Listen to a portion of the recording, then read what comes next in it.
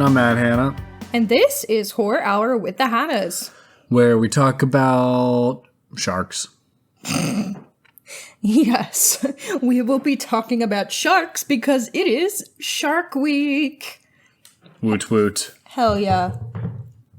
Did you watch Shark Week when you were younger, Matt? I did not really. I feel like it became a thing when I was older. I just remember also the Michael Phelps racing the shark, and they built it up all week the one year, and then everyone was like, they're going to be in a pool together. We thought all this stuff, and then they weren't even anywhere near each other. I thought at least they were going to be in like a cage separated in the ocean, but no. They just like recorded Michael swim and then recorded a shark swim. And I'm like, of course he got beat. Sharks are fast as heck. Yeah. And I'm still kind of mad. I never got over that, but I really didn't watch it outside of that year. Damn. Okay. Yeah, I don't know. Just I'd throw it on, if it was on, but that's so funny because not a fucking dork. I don't watch it now, but like growing up, I did watch it. My brother was a Discovery Channel child, so we always knew when it was because it was talked about a lot in the home, and we would watch a lot. We had different interests though. Like Noah would be more into more like educational stuff, but I really enjoyed, and this is gonna sound morbid, but I you really like the attacks. I like the episodes about people talking about their survivor stories. Me too, though. Yeah, they were scary, and it's dumb because it does make me scared in the water. Well, but, they were cool. I have a couple things. I'll say some things about sharks. I think sharks are pretty cool. I think they're very, very scary. However, I also am aware that they're like the puppy dogs of the ocean, and I need to remember that they're just like big dumb baby dogs, and you can just like rotate them by touching their nose. But also, I love baby dogs. They're scary as hell. But then I see that video of one munching on a whale carcass, and it's like going to town and looks like so happy, like a dog playing with a toy, and I'm like, all right, yeah, there's a big fish. Okay. And I don't like the videos of them eating things. Well, it's dead. Doesn't matter. Oh no, this one's awesome. Its eyes, it looks like so giddy. It's incredible. And that was when I was like, I don't know. I've also swam with a shark in the wild. I had a panic attack when I was snorkeling. It was the first time I ever tried snorkeling. I was like off the coast of California somewhere that was probably not great for snorkeling. And someone that I was with was like, oh, we just saw a shark back there. And then I had a panic attack because I was already like not doing a great job swimming, and I was with people that I didn't feel comfortable with, and then the shark put me over the edge. And I was like, okay, I'm done. No, I loved seeing the shark. I don't know why I didn't have a problem, but I was in the Bahamas, so a little bit different. It was also like a sand shark. Yeah. But I kind of think sharks are awesome. I don't love that shark movies have made them out to be demonized, other than Jaws, because I love Jaws. But I feel like there's more to that movie than just that.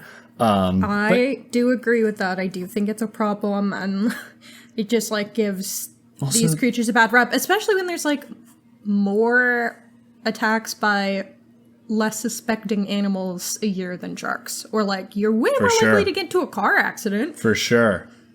I think sharks are pretty neat, though. They're pretty cool.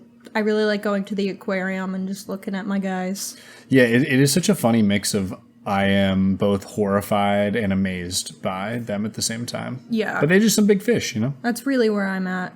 Do you like shark movies? Oh, for sure. Well, I was about to say for sure, but then I was about to say I love Jaws. And like that's and basically just one. Nothing else. Yeah, so you don't. So no. You know what? No, I don't like shark movies. I do. I think they're really corny and campy, and I think it's fun. And I grew up watching a ton of shark content with my brother, as I said.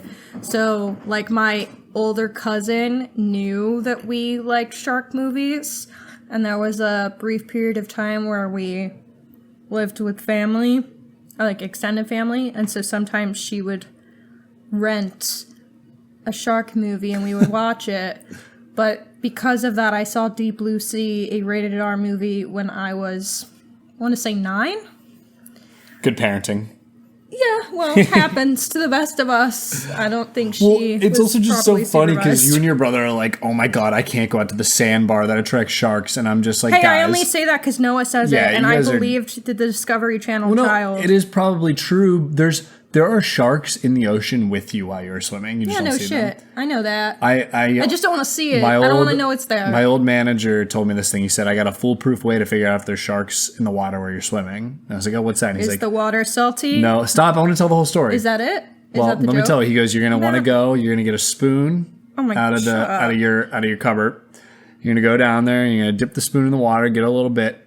You're gonna taste the water in the spoon. If the water tastes salty, there's sharks in there. Okay, we didn't need the whole story. It makes the joke work so much better if you. I don't know if it goes on for a while. I don't know if it did. Yeah. Okay, well, Matt does not like shark movies. He actually had to be forced into watching one with me yesterday. I barely watched Deep Blue Sea. It's fine. I the love Meg. it so I put the Meg on. much. You know what I realized? I really like shark movie trailers. Yeah, that's fair. Like the Meg trailer, great. There was that one about the one off of the oil rig that was abandoned, like Black Shark or whatever. I don't know what it was called. Black Demon. That one, the trailer looked amazing. I was like, ooh, I like this. But basically, every shark movie other than Jaws is like mostly stinky. Well, because they're not trying to be good. There's never going to be a better shark movie than Jaws. Oh, that one Under Paris and so one I think was we're just being cool. campy. Did you didn't I watch watched part the whole of it. thing. You just watched the end. From what I me. saw, it was cool.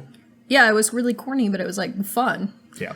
I like the idea of shark movies. I just don't think they get executed well. Well, I've been trying to add Deep Blue Sea to our list for a while. To cover. And I kind of just gave up on that because I didn't think that you'd want to do it or like it. So I said, fuck it. What if we do a collab with all of our favorite podcast friends and some new podcast friends and have them all submit content about Shark Week? And what was fun about that is so many people talked about Deep Blue Sea, the one I wanted you to watch. There you go. Well, I watched most of it. So it worked out well for me. I was doing chores. Which is fair. We are moving, so we do have chores to Down do. the hall. Yeah, we're moving to apartments over. A fun fact about us. We're moving from a 1-bedroom to a 2-bedroom. We're with grown in-unit adults. washer dryer, all right? Fuck we're yeah. growing up. Okay, All right. well, obviously Jaws is your favorite shark movie. And Jaws is... I think it's everyone's favorite shark movie. I think anyone... It's not just my anyone favorite feels shark that way? movie. It is one of my favorite movies. One of the best movies of all time. It just is. But we did ask our followers what Okay. their favorite shark movies are. Let's hear them. And, obviously most people said Jaws is the clear or obvious answer, but my second favorite is yada yada yada. Most people said Jaws, but my second favorite would be Deep Blue Sea. So I'm not even going to read... Wow. So I'm not going to read all of the comments, but we had Kay Scanlon 653 on Instagram say that, Movie Postmortem Podcast, Sneaky Cryptid, and Beyond Peril said that on Blue Sky. Beyond Peril did elaborate and listed some other movies, so I'll share that, saying, my favorite's still Jaws, but Deep Blue Sea is close behind it. Under Paris had no business being as good as it was, and The Meg is actually pretty fun too. The Meg was fine, but Piranha 3D is a better version of... You know what? That's one I like. That doesn't count as a shark movie. Piranha 3D. It's so close. Yeah. We actually opened up some of the conversation for our friends to include movies that are creature feature, because we feel like movies like Jaws, shark movies, fall under the creature feature category. So some people might talk about more things outside of sharks. For example, they could have talked about Piranha 3D like we're bringing up now. No one did, which makes me sad because that movie is a lot, but it is so fucking funny. I like that movie. I actually very genuinely enjoy that movie, Yeah. and I will also find a way to cover Do you like it better than Deep Blue Sea? I need to rewatch it, because, maybe. They both bring, the same level of camp to it that I find, really funny and, Yeah. bold and silly. I was going to say another one that we saw in theaters that is decent, but I'm embarrassed to say it now. What did we see in theaters? The Shallows. We did not see that in theater. Why Yes, would we do did. that? We did. Why did we do that? I'm almost positive we saw that in theaters. I don't believe that. Do we not? Because I don't like It was Blake years. Lively. I don't like Blake Lively either anymore. So I feel like I would have But, never wanted to see her in anything. Yeah, I swear we saw that in theaters. I know 'cause we the definitely movie looked watched cool. it. Yeah, it was fine. It was good. Almost good. I feel like we saw it in theaters though. That's crazy. Would you call it good, or was it I it think was it just was, above fine? solid. Yeah, Solid feels. but I don't think I'd fine. ever watch it again.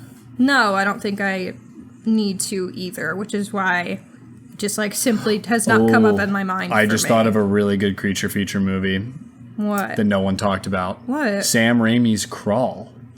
Oh, fuck yeah, I was thinking That about was that really too. good. I was that was wondering actually if like someone would bring that really up. entertaining creature feature with alligators. I find alligators so scary, so I thought that was a great You pick. basically touched one. I held one. You saw one in the wild. We learned alligators are nice. Crocodiles are the scary ones. Yeah. Alligators are just still sweet little scary, guys. But Sweet little guys that don't age but also beat each other up a lot. when we were in New Orleans, we did a swamp tour like outside of the city. And we pulled up on our like little swamp boat. We pulled up so close to this alligator, and we were like several feet away. And we were like, "Wow, we're so close!" And then our guy just kept pulling closer and closer. And then he walked to the front of the boat and like pulled the boat Jumped out up. and just grabbed this alligator. Basically, He was like literally like a foot from the alligator, and then he was like, "Come on up the front of the boat if you want." And then no one moved. And then finally, me and my friend Jason, who was with us, we were like, fuck it, we'll go up there. Yeah, so we like got within like guy. 2 feet of this alligator who was just straight chilling. He didn't give a flying flagoodle. That's why we learned they're cool. They're just like I they was just like to sunbathe. They just sunbathe and swim. But the alligator death roll does scare me. Oh, so Crawl. Crawl was good. I just think some of them like do such a good job of like, I'm already kind of afraid of these things, so like you're playing on my existing fear, and that rips. That rocks, bro. You've done it. Also, great name. It is good a great setup. name. Weird little hurricane thing. How did that on, movie you know? do critically? Oh, also, why did I say Sam Raimi's? Did he produce it? He produced it. He didn't direct it. He My produced bad. it. It was I knew what you Alexandra Aja. I feel like an asshole for saying that. Yeah, he produced it. Why his name was all over it? That's It why I was thought because he his. produced it. Weird. I was gonna say it didn't feel very Raimi. She's an unknown, and he is. Well, good for him because Sam Raimi. good for him for producing because I thought it was cool. Yeah. Well, okay. What else you got on the docket? The only other favorite shark movie I wanted to share is someone. This is funny as fuck. This is an only message that did not mention Deep Blue Sea in any way, shape, or form, which is hilarious. Gory Rory, Roman numeral 3, on Instagram said Santa Jaws. I've never heard of that. I have to look that up. Did you look it up? It's gotta give the, like, Came out in 2018. it's gotta be I love the photos of as it. campy as... Yeah, no one brought up Sharknado, which like was a big That's deal. what I was about to say. It's gotta be as campy as Sharknado. People if loved it's Santa Sharknado Jaws. or like Ghost Shark. Someone They did bring up submit a Ghost clip Shark? about Ghost Shark. There we go.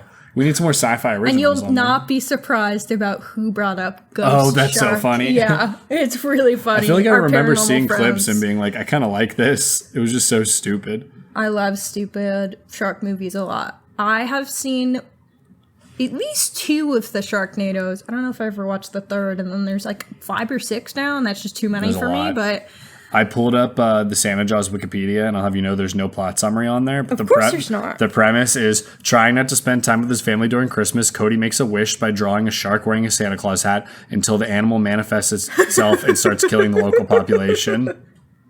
that's crazy. And that isn't even so written funny. correctly. Yeah. Look at the photo. Look at the drawing. That's so funny. It has a Santa hat on its... Yep. Fin. That's it. Yeah, that's so funny. I will throw out another creature feature while I'm on it, like a You got crazy it. campy one that's not good. Zombieverse. I think it's a required viewing. I've never seen Zombieverse. Should I? I've heard people say good things about it. Is it good? Yeah, I've heard 'Cause people like Zombieverse. people like it because it's silly. Yeah, I and mean it's a campy. comedy. Yeah, I can't say it's a good Oh. movie. Oh my gosh, it has a 72% on Yeah, I Rotten was gonna Tomatoes. say, I That's feel like so funny. that's like considered. Because I watched it because like I wanted some like B movie No, I mean nonsense. it's considered good. I think it's considered good for what it's doing, which is B movie nonsense. Yeah. But yeah, so throwing that in the mix Hell yeah. is one of Love my it. creature features that no one said. right. Before we wrap up our little intro, I did want to ask, we kind of touched on it. How do you feel about the ethics of a lot of these creature features that are actually taking like real life animals or fish or whatever? taking real life or not you. Sorry, when you mean ethics, you mean how they're portrayed. Yes. Not, oh, okay. When you said taking, I thought you meant like they're using. They're real animated animals. or practical. Yeah. like, I don't care. I think I'll say it. I feel like I don't particularly love that everyone's so scared of sharks because of these movies. However, if the movie's good, I don't really care about the ethics of it towards animals, or like, Anaconda or Lake Placid with big alligators. Like, I don't want to be a jerk about it, but like, it's a movie. People need to know it's a movie. They shouldn't take everything so face value. That's my opinion. What about you? I think that's true, but I also think with sharks in particular, it's a tough one because they're just inherently scary. They're scary, but like there's a big difference between making movies that make them scary and like people actually making shark fin soup, which apparently tastes like shit anyway. Yeah, I mean, I would never ever ingest that or order that. Yeah, like I've eaten alligator. I don't feel that bad about it because we farm them, but like sharks, a little bit different. Yeah, endangered in many ways, like. Yeah. Pretty gruesome, the practices used to do the shark fin soup. Mm-hmm. And That's what I do think is fun about some of the shark films that are like extra stupid, because I don't think they actually contribute to demonizing sharks, because it's just like dumb, like Sharknado.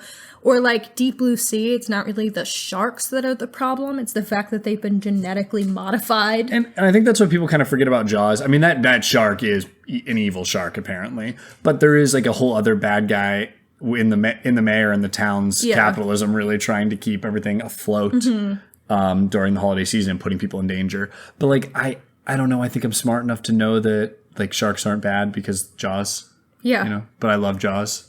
I know. And that shark is bad. That shark got what it deserved. All right. Well, what I can say is I know that you might be smart enough. But a lot of people are not. I might be smart enough.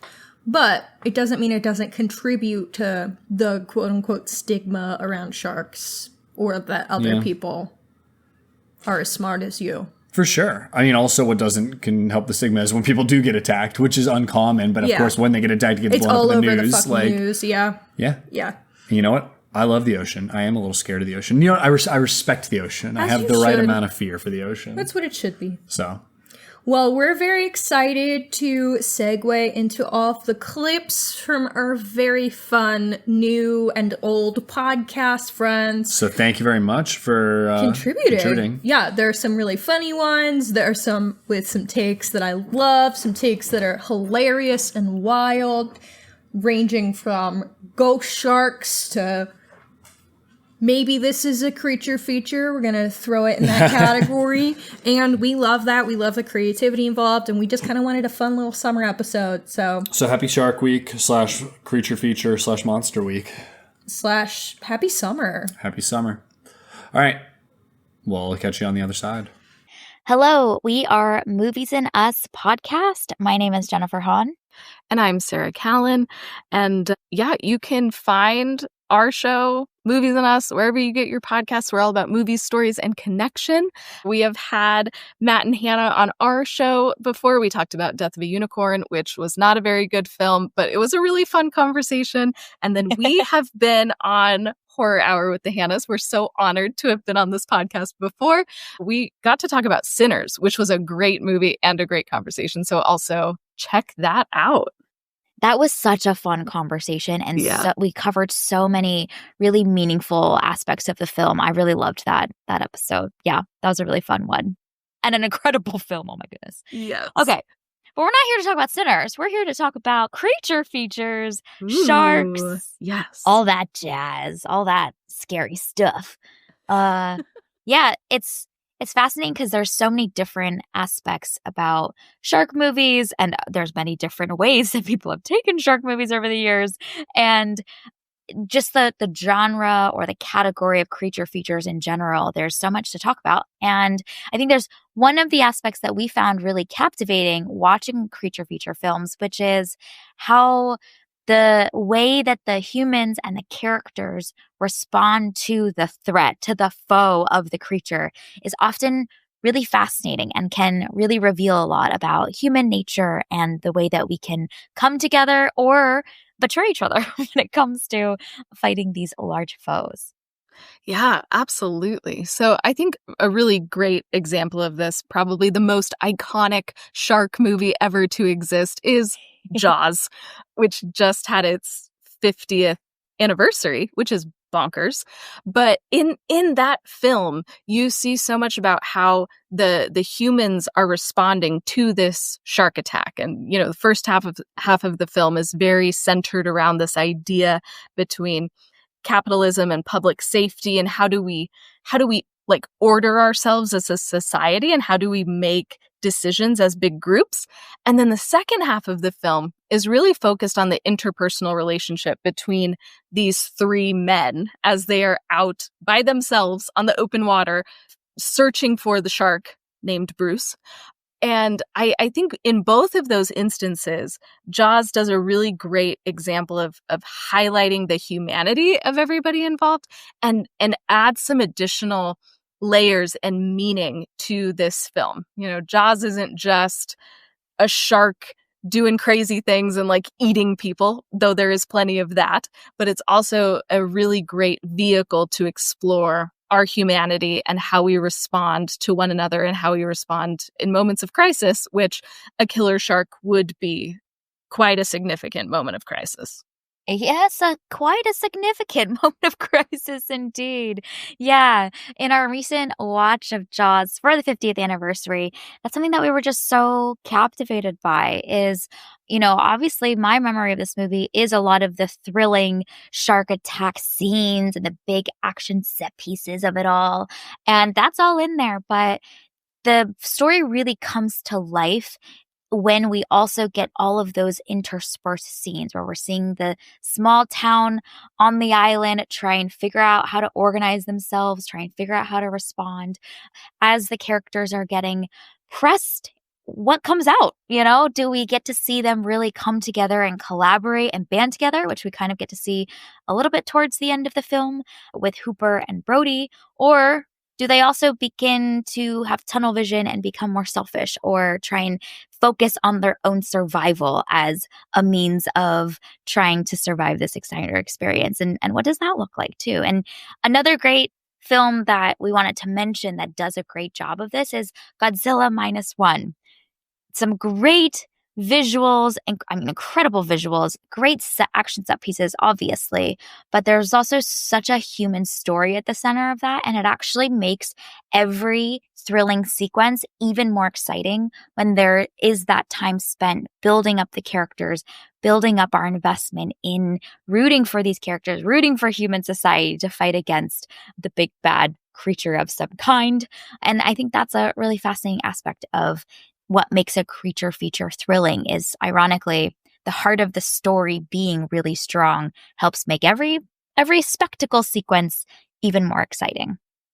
Oh, I absolutely agree. And I love Godzilla -1 so much, but you already broke it down so well. So I'm going to move on, but I'm just going to say everybody go watch Godzilla -1 because it is fantastic. If you've already seen it, go watch it again because it's even greater upon rewatch.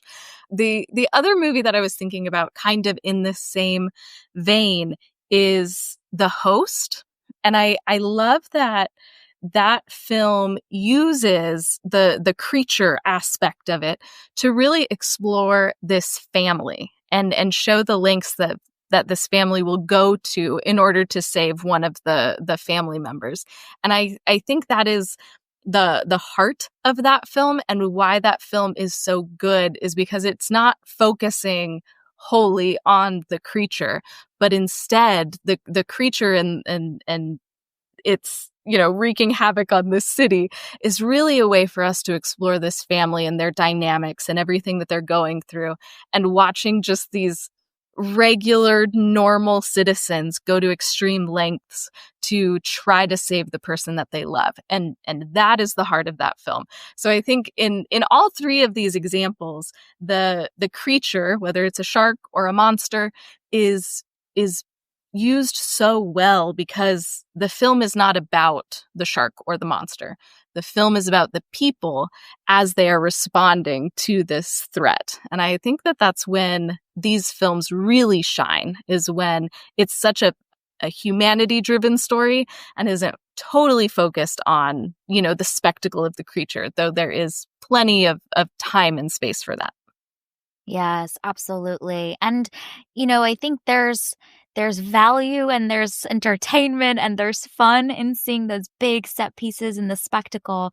But the thing that really gets our hearts pumping is when we care. And the only way for us to care is for us to build investment and to build connection with our characters. And that's done through the story. So we love some great big visuals and big action set pieces, but they really, like we mentioned, deepen and become more colorful and more thrilling when we get to care about the humans behind it all and explore humanity. Because, hey, we're humans. We're not sharks watching these things. We're not Godzillas watching these things. We're human beings watching humans. And I think that is pivotal to what makes these creature features shine. So, yeah, what a exciting kind of way to bring many voices together around creature features. I'm really curious to hear what other folks' thoughts and where their minds wander to around shark movies and creature features in general. Yeah, there's a lot to choose from with this premise. So we'll see what everybody else has to see. And honestly, shark movies, creature features, so much fun. Perfect for the summer. So it's a great time.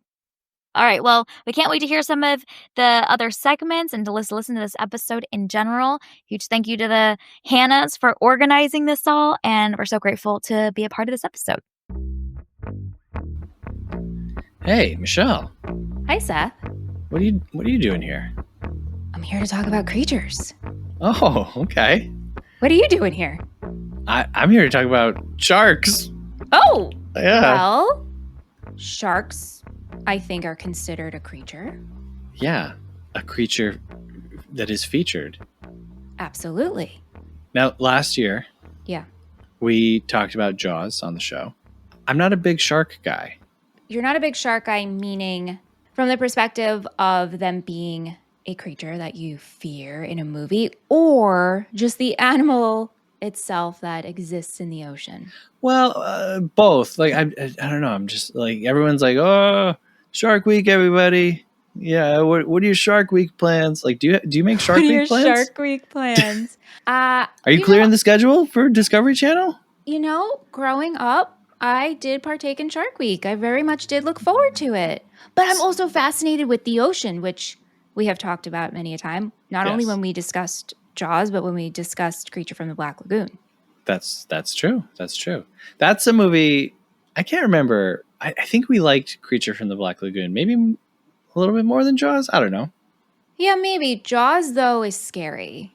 Jaws is a little spooky. Yeah. And Creature from the Black Lagoon is scary, just in a different way. Yes. To answer your question, yes. I'm not afraid of sharks in real life or in the movies because I just very simply don't go on a boat or, going into their domain. So to me, it's like a shark. Oh no. Well, until sharks learn to walk into a deli and bite me as I'm eating a bagel, I think I'll be okay. Right. I have a question for you. Yeah. I've been thinking about this a lot when I think about creature features and creatures in general. Yeah. Are creatures villains? Right. Okay. In a creature feature, right? Yes, right. In the horror sense, are they villains? This is a very good question. And I think specific to these aquatic menaces that we're talking about. Mm-hmm. Like Bruce, the shark, he's just a shark. Like he's in the ocean, he sees a leg, he's going to bite it. Right. Right? That's his home.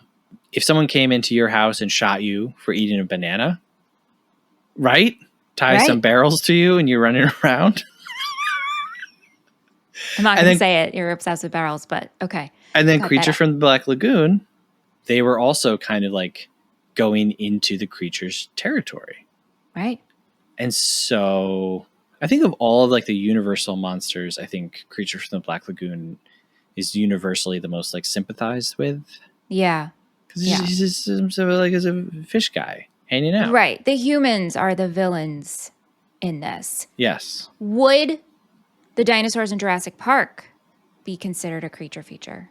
I believe so because creature feature is tough to like pin down. A lot of times I think when we think about it, we think about a monster, like something that doesn't exist maybe. Right. But, is Cujo does Cujo fall into that? I think so. So Jurassic Park, yeah, those don't exist until they're made again. And so I think so. Yeah. Mm-hmm. Mm-hmm. Have you seen Sharknado? That is one I have not seen. I have seen Sharknado. The first one. Only the first one. And that's Ian Ziering, right? Yes. Yes. Did that give you, did it give you some fear? No. Is Sharknado a tornado of sharks? And I mean that very seriously. I've never seen it. I believe there is a there's a weather thing that happens. Okay. That, like, I think sucks up a bunch of sharks and then flings them at high speeds. Wow, that's so terrifying for the sharks. And again, hey, something is coming into their environment, pulling them out, putting them into a place. If you get chomped by a Sharknado, I'm sorry, it's your own fault. You deserve it. Yeah. A new creature feature that you introduced me to is, and we covered it, Don't Let the River Beast Get You. Yes. Mm-hmm. Yep. And as we talked about that, the River Beast, is he a villain or are people just in his space? Right. Are people in his space? Yeah. Right. I love this question. I love this idea. What is a villain? It's kind of like the saying, history is made by the people who win the war. And so maybe a movie from the perspective of the River Beast, we would be the creatures in the feature. Right. You know what I mean? Yes, absolutely. Yeah. Absolutely. Bruce the shark is just swimming around. And then suddenly they're shooting at him, He's going in. Well, at one point, someone throws like a roast in the water, right? Bruce goes for a big chomp, and then he's got to pull down the whole dock. Mm-hmm. So, yeah, it's all from the perspective of who's telling the story. I mean, Frankenstein's monster. Right. Which I don't think of that being a creature feature. In my mind, when I think of a creature, I'm thinking more of an animal, larger than life animal. Right. But then again, the creature from the Black Lagoon is literally just an amphibious. Is that a word? That's not a word. Yeah. Oh, yeah. Is that amphibious. a word? Yeah. Okay, cool. Awesome. Love when I nail something like that. Same thing with the River Beast. So to bring up Frankenstein's monster, then I'm like, oh, that is actually a creature created. Yes. Yeah. With intention, right? Yeah. Human controlled. Yeah. Interesting. Yeah. The line, I think, is like, does the creature talk? Yep. Right. So Frankenstein's monster, I think, starts to blur the line a little bit. And then how much does the creature impose its will and to what degree on the non-creatures? Right. So I think Frankenstein's monster fits into that. Maybe one from left field that people might disagree with me a little bit would be My Neighbor Totoro. Wow. And I love that movie dearly, and I never even thought of that being considered. Yeah, and you also love Bigfoot. Love Bigfoot. Right? Yes. You went and saw Sasquatch Sunset when it came out. I think you were one of 10 people I did. to see it. Opening weekend. Absolutely. Michelle's Cried there with during it. big popcorn and a big cup of soda, like, I did. come on, Sasquatch. And that was so beautiful. Mm-hmm. And so it did feature creatures. Mm-hmm. Totoro's a little different because it is I think it's like a spirit. Right. It's like a forest spirit. Yeah. But, I mean, they're riding him. They're hugging him. Yeah. He's got a body. Yes. He's one with nature. So I guess to answer our questions, what is a creature feature?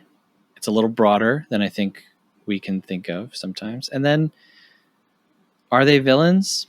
Not always. Not necessarily. I think it's how you come into their domain. Right. We're kind of like creatures coming into the Hanna's domain right now. That's right. We're infiltrating their space. Yes. Will we be seen as the nice and kindly Totoro? or the elegant and mythical creature from the Black Lagoon? Or are we Bruce the Shark, coming to chomp ya?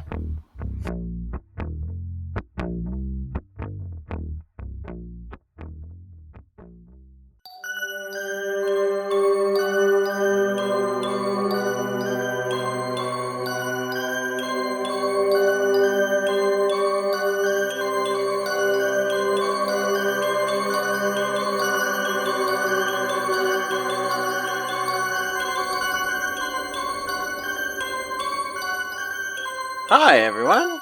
Thanks for the invitation to record this bonus minisode for Horror Hour with the Hannas and their Shark Week Spectacular. It's an honor. I suppose I should tell you who I am. My name is Billy, and I am the host, producer, editor, and everything elser of the Nothing to Fear podcast. It's a horror movie podcast that myself and two of my friends, Luke and Alex, started as a pandemic project. Long story short, I was always too scared to watch horror movies, and I decided, you know what, we're in lockdown, the world's scary, let's see what some of these movies are about, and then talk about it. So I've sort of marked my growth as a horror scaredy cat to a horror fan over the last 5 years, and it's been a wonderful journey. We've covered a lot of old movies, we talked a lot about new releases, bad movies, oh boy, a lot of bad movies, and we had a lot of good fun along the way, and so, you know, I came to realize that they're just movies. There's nothing to fear. See, that's like my catchphrase thing. I don't know. Anyway, I'm not here to talk about my podcast, although I could. I'm here to talk about a movie for Shark Week, the most hallowed week in the shark calendar, for those of you who observe. And I'm talking about the recent Australian horror movie, Dangerous Animals. This is going to be a mini review. It's just me, no Luke or Alex. They're off doing other things. But I'm going to give you a little review with some spoilers. And if you're not interested in knowing any of the plot points, I'll say track down this movie and watch it. It's a good time. I give it a recommendation. Go and watch it if you don't want to be spoiled. And then come back and listen to the rest of this episode. Otherwise, spoilers from here on out.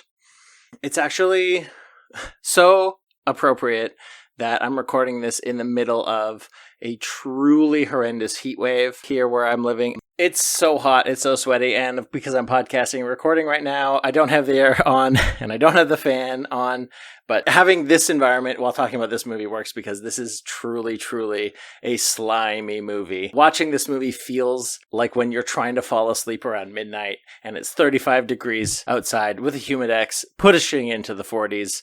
That is Celsius. That's around 90 to 100 degrees for any Americans listening. But yeah, it immediately makes you feel uncomfortable and uneasy. This movie is a sunburned, sweaty, salty movie that captures a unique side of Australia in this dangerous beauty. If you've ever been to Australia, you know that there are places like this. It's also a very lovely country. I lived there for a while. I love it. I'm not slandering the fine folks of Australia. I'd love to come back. Please don't yell at me. Australians, you're scary when you yell, so don't do that. Thank you. Love you.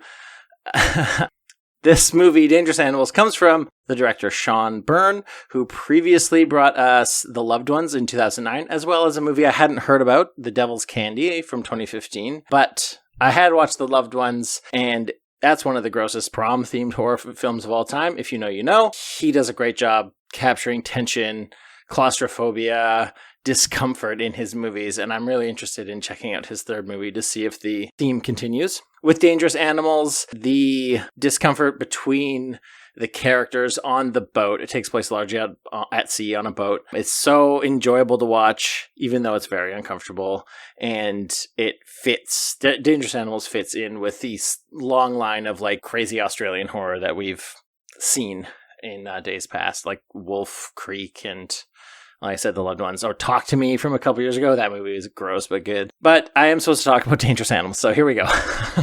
Thanks. Thanks for putting up with me.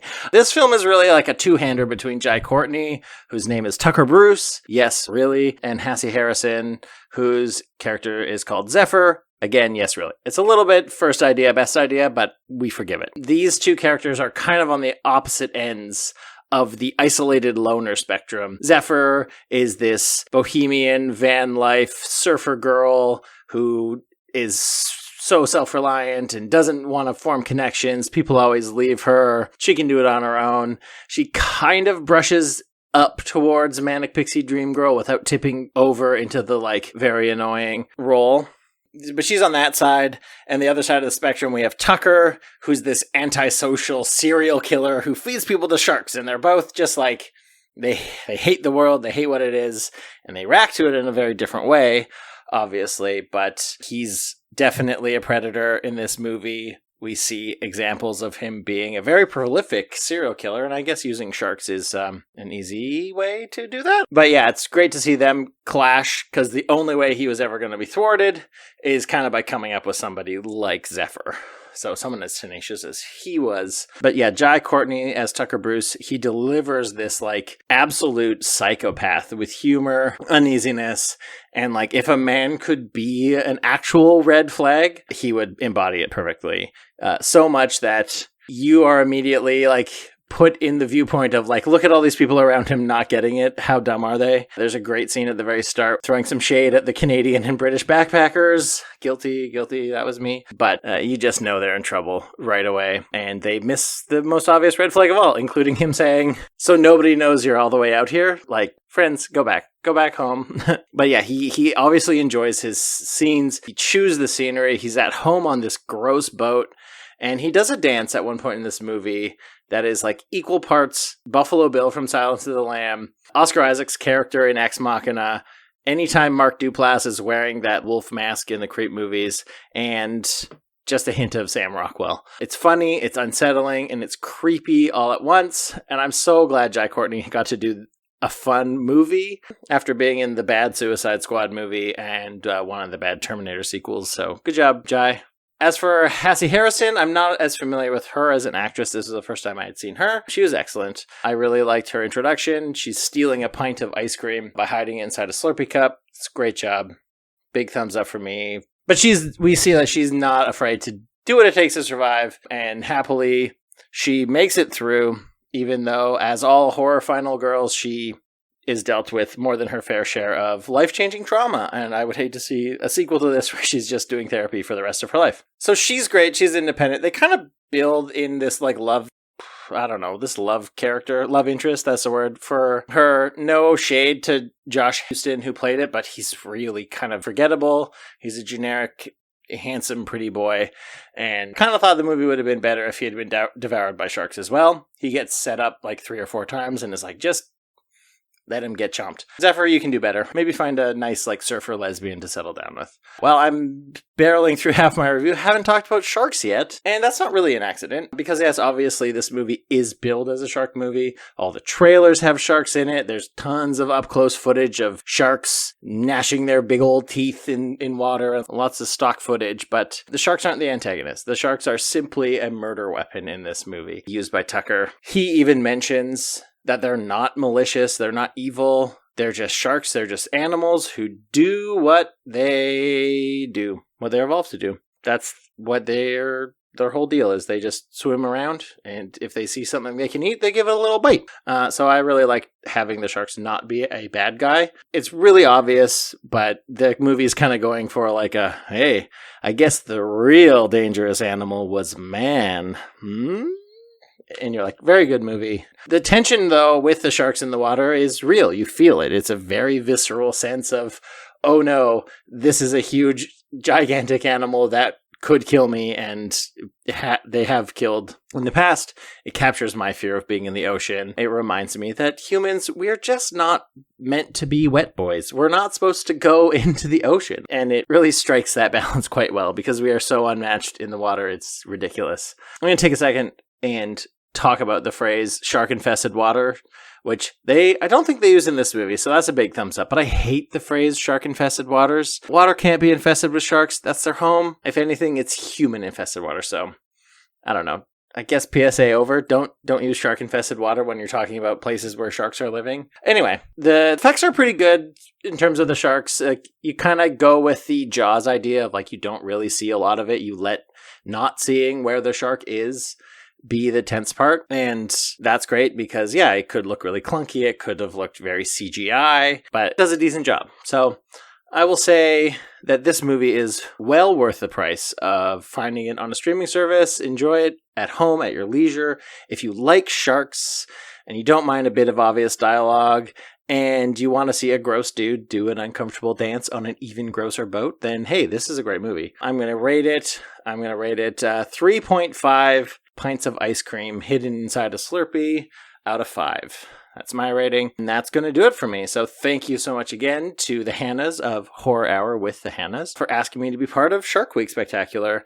I'm really excited to see the episode when it comes out, and in the meantime, I'd love anybody who is listening to check out Nothing to Fear. We've got around 150 episodes in our back catalog, so there's plenty to choose from. We did an episode on Jaws a few years back, and another recommendation of our episodes, we did an episode on the movie Fall from, I think, 2023. Also very tense. Also very like, oh no, we're in a dangerous situation. The movie does a great job of capturing it. So check out our podcast. Enjoy the rest of this one. Enjoy your summer. And remember, folks, they're just movies. There's nothing to fear. Hello, Internet. I'm the ghost with the blog, Lonely, and I'm joined by my co-host and partner in crime. I am Susie, aka Projectile Varmint, and we are the dynamic duo from Nobody's Horror Podcast. That we are, and welcome to our segment of whatever extremely exciting special Hannah is going to title this. Whatever it is, we're happy to be here. And we're even happier to talk about a little gem of a creature feature. Susie, what film are we talking about tonight? We are talking about Basket Case by Frank Henenlotter. Of course, that's right, one of our favorites. And if you haven't seen Basket Case, this is a 1982 film that follows a young man carrying a big basket that contains his extremely deformed, formerly conjoined twin brother, who is seeking vengeance on the doctors who separated them against their will. And stay with us. Before we get into why this film is one of my favorites and why it's so memorable, we should address the elephant in the room, or maybe the elephant in the basket, and whether or not this counts as a creature feature. And we're going to tell you that it does, but obviously, if you listen to us on Nobodies, we can't do anything without a definition, so we have one for you. And the British English Dictionary defines a creature feature as a subgenre of horror, science fiction, or fantasy that prominently features one or more monsters as the main antagonists. They often focus on the intersections between humans and the monsters themselves. And an example of this is Godzilla. So with that definition, Susie, I think we can make a case. What is your defense of Basket Case as a creature feature? Well, it's definitely a creature feature. Our creature might be a little smaller than your average creature, but he's still terrorizing multiple people and wreaking havoc on the city. Yeah, definitely a creature feature. And I think, if he's not a monster, then what is he? You know what I mean? Like, if he's not, I understand. Like, I think when I think of creature features, my brain goes to like werewolves. Like, do werewolves count as creature features? Oh yeah, and I think of anything, like sea creature-y. That would definitely be because you can go the whole real life version of like sharks and crocodiles, but we knew everybody was going to talk about those creatures, so we wanted to be different. And here we are with Basket Case. My big question, so this whole movie is about a brother and his conjoined twin and them getting revenge on the doctors that separated them. And I'm just wondering, was James Wan like super inspired by this movie or what? Because this is pretty much Malignant. I mean, same thing happens. They seek vengeance, and ultimately the endings are pretty similar too. What do you think? See the difference. Yes, you're totally right. That is entirely true. It is the exact same film. Only Malignant is a lot longer and not as fun, and there's no basket. But even the creature itself, can't even remember what the freaking creature's called in Malignant. It's just like the back of her skull or whatever it is. Spoiler. But it looks similar in some ways too. Like the bumpy skin and the distorted face, the very human-like eyes. Yeah, it's very, very similar, even though it's well over, 40 years apart? It's basically the same creature. And I guess the big difference is in Malignant, the creature has a lot more, sophistication to it, whereas our friend Belial He's not very sophisticated, and I think that's what makes this film brilliant, because this is a horror comedy, and I think this is one of the strongest horror comedies I've ever seen, because the comedic timing on this is just so freaking good. This is really funny. Do you find this funny, or do you think it's stupid? I do, and the noises that the creature makes, it's Yes. almost like just so over the top. It's like just the right amount over the top. And this creature is like pretty cool looking with this like leathery, bumpy skin. And although some of the animation, I think the stop motion animation is super cheesy, that's what this needs. If it looked super realistic, or if it moved super realistically, it wouldn't be a campy, fun movie like it is now. And even though it is a horror comedy, especially in the 80s, it does deliver a little something something. There is this overarching theme about, being an outcast and being bullied, and the way that society treats outcasts. So even Dwayne, the guy who, is the fully formed twin of the two, he's treated really differently and is sort of like a loner in this seedy apartment complex that he's living in, and we're made to feel sympathetic towards him and his experience. So there's a little bit of that, but they don't handle much else very well. There's a lot of problematic racial, class, gender commentary here, and you could excuse it by saying it's the 80s, but there's much to be desired here. But we can focus on Belial. Belial's the reason we're here. So I know, Susie, you have some facts about our pal Belial. Yeah, so our director, Frank Hellenlader, used practical effects, and he also used stop motion animation as well as puppetry to create this basket case creature. But there wasn't really much to it. I think that also adds to the horror comedy of it, is that it's a very simple thing. It's you can tell it's a puppet, and it's a ton of fun. I think in my initial review of this many, many moons ago, when I first started my blog, the line is, "I'm a simple woman. I see a screaming puppet in a basket and I laugh," because it's funny. It's so funny. And, I think, has this ever been remade, now that I'm thinking about it? No, there was a sequel in the 90s, but it's never been remade. No? I don't know if you can remake it. Oh, you couldn't with any. I mean, clearly James Wan tried, but right, yeah. It didn't actually work out. But any closing thoughts for the listeners on why our final case for Belial and Basket Case from 1982? Just believe us. Everything we say is the truth. Yes, we are the most truthful segment in this entire show, I say, as I have no idea who the other guests will be, but we're clearly the most truthful. And with that, everyone, I hope that makes our case, our basket case, why Basket Case is a fun, family-friendly, G-rated film for the summer. Sit back with a Coca-Cola and enjoy this with the kids. And if you want to hear more of our entirely correct, always astute opinions on horror films, you can find us at Nobody's Horror Podcast, wherever you get your podcasts.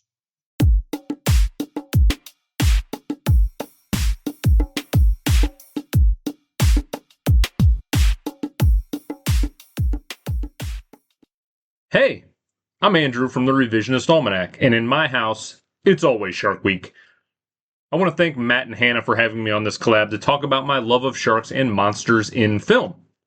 And if you're a longtime listener of Horror Hour with the Hannas, you might recognize me from an episode earlier this season when we talked about 2010's Black Swan, one of my favorite movies from that year. Now, normally when I do these collab projects, I try and carefully put together my thoughts, but like a shark, I'm going to rely on my instincts and take a bite out of whatever enters my mind. So to start things off, Hanna sent over some general topics, and I'm just going to run through them and give you my thoughts as they come to me. The first thing Hanna asked was, she said if I like shark movies, creature features, etc., and what do I look for in them? I mean, really, if I wasn't into these type of movies, I don't think I'd be doing something like this and talking to you right now. If anything, I'm open to just about any genre out there. I like to say I'm equal parts pretentious cinephile and someone who loves a good trashy movie experience. I'm the type of person that's here for an elevated creature feature, say Guillermo del Toro's The Shape of Water, which won Best Picture, but I'm just as comfortable watching a total piece of shit that has bad CGI, terrible acting, and actors wearing rubber masks not to even try to hide how low the budget is in their movie. So yeah, you can pretty much give me any movie, and I'll sit down and have a decent time with it. I was also asked what are the best shark movies / creature features, and what are the worst and or the campiest. I don't think it's going to surprise anyone to know that my favorite shark movie of all time is 1975's Jaws. I think Steven Spielberg's adventure movie is cinematic perfection, and it is truly a complete stroke of luck with how much the director had to work around the limitations he had with the mechanical shark, and the final product ended up being better, more suspenseful, and more intense because of what he had to do around it. I also just introduced my boys for the first time over the last couple days to the original Jaws movie, and now every single night in the living room they like to play Jaws and sort of do a make-believe for themselves. The only downside is, after showing them the original Jaws, they discovered that there were sequels, and so now we've gone down the rabbit hole, and they're learning in real time what a bad movie actually probably is. Now, when it comes to other creature features, I'll shout out some of my other favorites just kind of off the cuff. So I'd throw out 1933's King Kong, which is definitely one of my favorite versions of that tale. I do like the 2005 Peter Jackson version, but you just can't beat the OG when it comes to King Kong. I'm also here for all of the goofy, silly King Kong movies that have come out recently, whether it's Skull Island or King Kong versus Godzilla, you name it, I'm here for it. Another I'm really into is 1935's The Bride of Frankenstein, not to be confused with and superior to the 1931 original in every single way. If you've seen the original Frankenstein and you've seen Bride of Frankenstein, you know what I'm talking about. And one recent creature feature that always comes to mind, which I've got to give a lot of love to right now, is Takashi Yamazaki's Godzilla -1, which just came out a couple of years ago in 2023. So for those people out there that incessantly complain that there's no original ideas in Hollywood, or the continued urge of studios to remake and redo their IP, I will happily wade through the shit as much as I have to if it produces diamonds like this movie. Seriously, Godzilla is basically a century-old film property, and yet Yamazaki found a way to honor the past while bringing something wholly new and different to the world of the giant lizard. If you haven't seen Godzilla -1, what are you doing with your life right now? Seriously. Stop listening to me talk, watch it, and then come back. And as far as the worst creature features, like I said, even the bad ones I can usually vibe with. So let's talk about one of my guilty pleasures in the shark movie world, even though I do hate using the term guilty pleasure because that somehow implies I'm ashamed of liking it. I have zero guilt in enjoying what I enjoy, so embrace whatever you're into, people. But let's talk about 1999's Deep Blue Sea. After all, a fucking shark ate Samuel L. Jackson while he was in the middle of one of his career best monologues. Spoiler alert. This movie is some serious 90s camp, but goddamn if it doesn't hit just right for me when I was 15 years old when it came out. My younger brother and I used to watch this thing over and over and over when it eventually hit cable. I think it's the perfect balance of silly and serious. Most of the actors in the movie are giving dramatic performances, but the plot is so dumb, and somehow it all works and comes together. I think Thomas Jane is a really nice lead in the movie. I think Michael Rappaport is a kooky supporting addition. But truly, the movie hinges on LL motherfucking Cool J, who steals every single scene he's in. Hanna also threw a question at me to rank the Jaws movies, the Sharknado movies, and shark designs in movies. Now, I would never want to sit here and disrespect Spielberg's Jaws by comparing it to the sequels, so I'll just say watch the original and skip the rest. But when we get to the Sharknado franchise, this is much more a situation where quality and rank is truly relative. It boggles my mind that there are 6 movies in this series, but good on whoever kept cranking them out over at whatever studio they were being made at. Now, I was thinking about this question. I only remember seeing the first 2 movies start to finish, but I have seen bits and pieces of the other 4 over time. So as opposed to ranking the Sharknado movies, I'm going to rank them based off the greatness of the titles of the sequels, because whoever was in charge of that department is going to get an A for effort. The 3rd movie in the series actually has my favorite title, simply being called Sharknado 3, Oh Hell No. I also really enjoyed the 5th and 6th being titled Global Swarming, and the last Sharknado, It's About Time. That is how you embrace the silliness and be aware exactly of what your movie is and who it's marketed towards.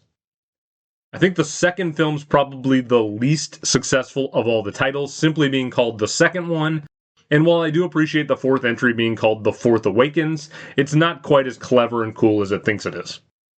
And when it comes to my favorite shark design in a movie, I'm going to talk about another movie that I think a lot of people have yet to accept as the badass fun that it is. We're talking about The Meg and The Meg 2. I think the Meg movies have great shark designs, plus we get freaking dinosaurs added to the equation in the second movie. My kids love watching them, and we go back to them over and over frequently in the house. And I also think Jason Statham perfectly fits the tone of those movies. One of my cinematic dreams is to one day have as many Meg movies as we do Sharknado movies, so get to work on that, Warner Brothers, seriously. I could probably ramble on and on for hours about sharks, about creature features, about aliens if we want to get really out there with the conversation, but I already talk way too much about movies in my own podcast space, so you don't need to hear any more from me, at least for now. So thanks again to Matt and Hanna for putting this together and letting me get into the confessional and profess my love of the world's most dangerous predator. I can't wait to hear how this episode turns out in full and listen to what everyone else thinks about their shark opinions. You can find me and you can listen to my podcast, which focuses on fixing Oscar mistakes of the past by searching for the Revisionist Almanac wherever you get your podcasts. And you can find and follow me on all the socials where I'm very active using the handle Rev Almanac. That's R-E-V Almanac. Now let's all pull together and find our way out of here before we too end up fish food, just like Russell Franklin. R.I.P.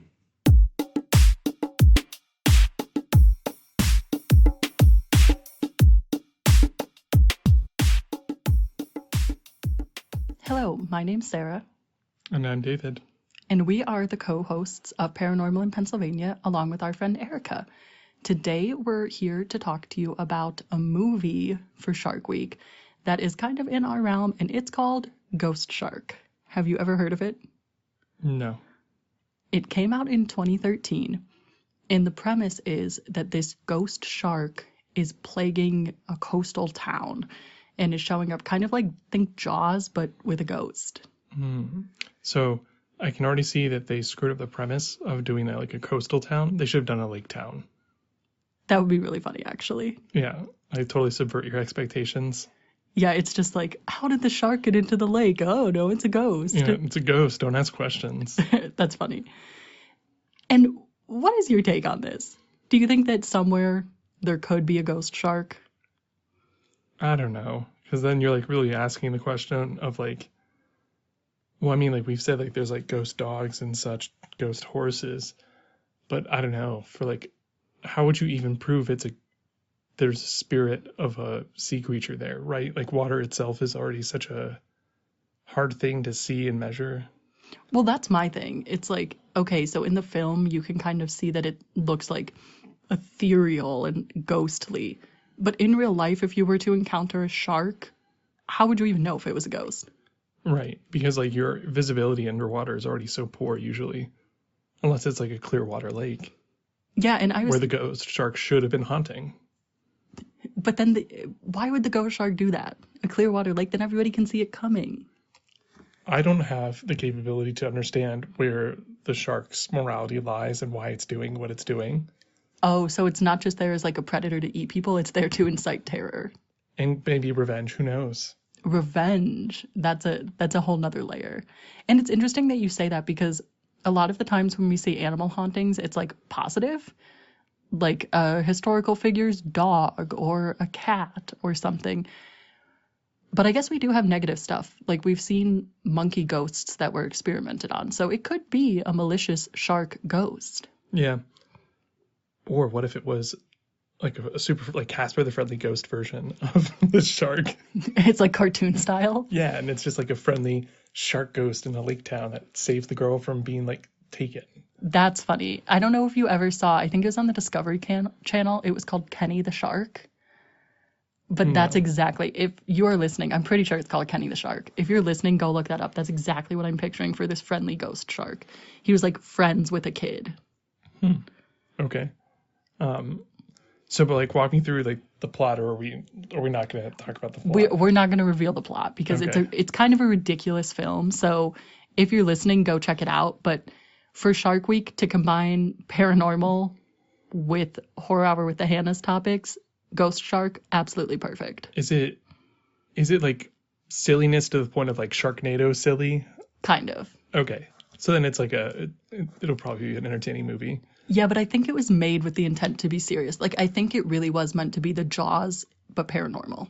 Oh no, it's like one of the movies that tries to take itself so seriously it ends up being funny because of it. Yeah, that's kind of my understanding. Oh, that's no good. Well, no, it's like entertaining, but it's a shame. Like if their aim was to make an actual horror movie, not like a horror comedy. Yeah. I mean, I think if that happens, like, you just need to lean into the horror comedy. Right. Yeah, absolutely. And I just think the concept of a ghost shark being anywhere is kind of funny, unless it was like hunted. That could be the case. Yeah, like it's getting revenge on anyone in a boat because last thing it saw was a boat and then a harpoon hit it. Yeah, that very much could be. Well, that's our take on Shark Week here at Paranormal in Pennsylvania. If you are interested in hearing us discuss some things a bit more logically than this, we discuss history and hauntings every single Thursday, so be sure to listen to us. And thank you so much to Horror Hour with the Hannas for having us on your Shark Week special. Hello, thanks for joining us. So I am Reggie, and I'm here with my nephew Isaiah. We're from movie Postmortem, and we want to thank Horror Hour with the Hannas for inviting us to be a part of this Shark Week lineup. On our podcast, we dissect films of all kinds, good, bad, and guilty pleasures that we just can't quit. This week, we'll be talking about Deep Blue Sea, a shark film that came out in 1999, directed by Rennie Harlan. This film stars Thomas Jane as kind of a shark wrangler named Carter Blake, Saffron Burrows as the head researcher, Dr. Susan McAllister, my man Samuel Jackson as company president, owner Russell Franklin, and a bunch of other people kind of fill in the gaps. Michael Rappaport is there as one of the other researchers. LL Cool J is there as the cook, whose name is Preacher. And Stellan Skarsgård as one of the other scientists, Dr. Whitlock. And so let's start off by giving our overall impression of the film and our basic rating. So you can start. This was just like a beautiful disaster from start to finish. I think that is a great way to frame this. And so, in case people haven't heard of the film, I'll give a little bit of the background on it. Searching for a cure to Alzheimer's disease, a group of scientists on an isolated research facility become the prey as a trio of intelligent sharks fight back. I've been a scientist for a long time. One of the things that I do is to create genetically engineered mice. I do this for cancer research. The basic scientific premise in this film, Deep Blue Sea, is that there are scientists who are working on Alzheimer's research. In order to do this, they are genetically altering sharks. It is mind-numbingly stupid what they do in this film, the level of scientific inaccuracy, but it's a really fun film despite that fact. And so that's why I actually chose it this week. I think it's a film that's not good. It's not bad. One of the things we always talk about is how the worst thing a movie can be is boring. This film is never boring. It's just highly implausible. You know it's terrible, but you can't turn your eyes away from the screen. And that's what I felt during Deep Blue Sea. I ultimately settled on giving it a rating of 3 out of 5 stars. Maybe that's way too high for what is actually on the screen, but it is a very fun film. And so what we do on our podcast is we review films and give them what we call causes of death or causes of celebration. And so for causes of death for Deep Blue Sea, my number one is the very unrealistic science. Oh, absolutely. I don't have enough time in either this short segment or even a 1-hour podcast to go into how unrealistic the science is in Deep Blue Sea. As a scientist, is one of the things where I always have to suspend my disbelief about watching science done in a movie. This pushes it to an entirely new level. I don't think it's spoilers to say that the film has what we are calling super intelligent sharks. These sharks are not only problem solvers, they plan ahead in ways that are completely unnecessary to the story and are just unbelievable. That's one of the biggest causes of death I can give for this film. I'm not even a scientist, and my suspension of disbelief was like beating my brain up during this entire movie. And I want to deal with the next part in a non-spoiler way. The biggest cause of celebration for me in this film is that there are several characters in this film that you either expect to survive the film or to not survive. They really break tradition. shatter some well-established tropes, and it really leaves you guessing who is going to make it and who is not going to make it. And one of the best moments in film history happens at the 1 hour mark in this film, where exactly the 1 hour mark. Exactly the 1 hour mark, where somebody that you knew was going to make it to the end of this film does not. And it is so fun. It's one of the things that I love about this movie that I almost want to recommend people watch it just for that moment. Yeah. Once it gets to that hour mark of the movie, you're just like, okay, well, the rules don't matter anymore. Got it. Okay, here we go. Yes, and that's very refreshing because in so many films, you know, because of basic story structure, what's going to happen, who's going to make it. And this film keeps you guessing, not just at that 1 hour mark. At the end, you're like, wait, who's going to make it and who's not? I thought I knew how this was going to play out. And it does things in a very refreshing, surprising way. And I really appreciated that. Another cause of celebration for this film, a lot of the practical set work is very impressive. They're on this underwater facility and you see it flooding with water. It's a huge set. I think it's the same one they used for Titanic. That looks really impressive. You can tell the actors probably had a miserable time getting just tossed around by all this water, but it looks really impressive on the screen, and I really appreciated that. Oh, absolutely. There's like several like little actor anecdotes saying like, oh yeah, the sharks were just like an afterthought of while we were filming. The worst enemy was just the water. Yes, and it shows. And on the flip side of that, a cause of death for the film is, like most films that came out in the late 90s, the CGI. Every instance of CGI in this film stands out and it looks bad.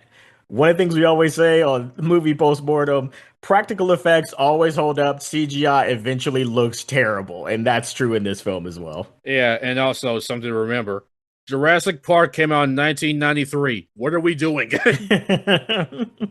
And so let's move into our script stitch-ups. This is where we have any advice we would give to make the story better. We don't want to try to drastically change the entire plot, who's in the film, but is there anything that we could suggest that the writers could have done to make the story better? Because I feel like my first like stitch-up would be like, we don't need the unnecessary pseudoscience in the movie. Yes, I actually think a lot of what they did is completely unnecessary. When you see the poster for Deep Blue Sea, when you see any shark movie, you know what you're going to get. You're going to get sharks attacking people. You don't really need much more than that. Diving into science, which is so inaccurate and it creates plot holes that you can't ignore, even a layperson, it's completely not necessary. So I would agree. I would eliminate that completely. It's not necessary. Or maybe if you don't want to eliminate it completely, change it around to be like, oh, instead of us just harvesting brain matter from sharks that we mutated or whatever, just make it feel like, oh, we're trying to study sharks and maybe like teach them how to be more docile around humans. Yeah, that makes more sense than what they actually have in the film. Yeah. And along with that, the main premise of the film is that these sharks are unbelievably intelligent. They're problem solving. They recognize guns. They know how to knock out security cams. Yeah. The sharks in this film do everything but short company stock so they can turn a profit. It's unnecessary. Nothing that the sharks do requires them to be that smart. And so creating the situation where you talk about them being super intelligent for no reason, it just creates more plot holes. And not only that, they're situationally smart. Yes, exactly. It's only in certain situations where they're really smart. Every other time they act just like Jaws. So it doesn't make any sense. It's not necessary. And you know, one of the things I say on the podcast all the time is don't half do things. This is them half doing it to a huge margin. Yes. And so that's where I feel the easiest thing in the script, you could just cut out all references to these super smart sharks. This is a film that if you read the behind the scenes trivia, they went through a lot of revisions to the story in terms of adding characters, changing who survives, who dies, based on feedback that they got. And so I felt like that's something that I would have loved for them to actually change in the stitch up. Okay, and so in recap, I think that the movie is fun because it's so absurd. It has great practical sets with all the water knocking actors over. It has enough humor from a lot of the characters, especially LL Cool J as the cook, where you're laughing even at the absurd situations. It's got enough gory shark attacks where you're always kind of tense, kind of on the edge of your seat. And so, because of those things, especially the way that certain people die that you expected to live, certain people live where you thought they were going to die, it's a really fun ride. That's why I really like the film. So I think if you like sharks, you want to watch something for Shark Week, Deep Blue Sea is a good choice. So I will stick with my 3 out of 5 star rating. Isaiah's rating is finally 1.5 out of 5. That's where I'm sticking, baby. And if you want to see me change it, come to our full podcast. You just can't get over the scientific inaccuracies. I can't. I'm trying, and my head's hurting. All right. So thank you to Matt and Hannah for the invitation, and we look forward to hopefully talking with you again in the future. Take care. Hey, what's up, everyone? This is Will, the host of One Good Scare and the Red Treehouse, and I'm sharing with you my top 3 shark attack scenes of all time. Of course, you should know this going in. This list is objective, definitive, conclusive, and non-negotiable. So if you disagree, just know I'm right and you're wrong. Guys, of course I'm joking. In fact, I had a really hard time narrowing it down to these 3 scenes. So I have no doubt that if you thought about it, your list would look completely different than mine. And that's exactly what I love about horror movies. And for me, the timing of this list couldn't be better, or worse, because 10 days from now, I'll be in Florida at the beach. Hopefully, swimming with my family, and not with the sharks. Alright, here we go. Coming in at number 3 is the opening scene of Jaws. I'm almost ashamed to say it, but I've never been a huge fan of the movie. And it's not because I think it's a terrible movie. I actually think it's one of the best horror movies ever made. And it's definitely the best shark movie ever made. I don't love it, because the ocean and everything that lurks beneath it scares the absolute shit out of me. But no matter my fears, the opening of Jaws is genuinely scary. 2 teens going for a horny swim in the ocean, only for Chrissy Watkins to be stalked, toyed with, and ultimately eaten by something unseen. Guys, that shit is the stuff of nightmares.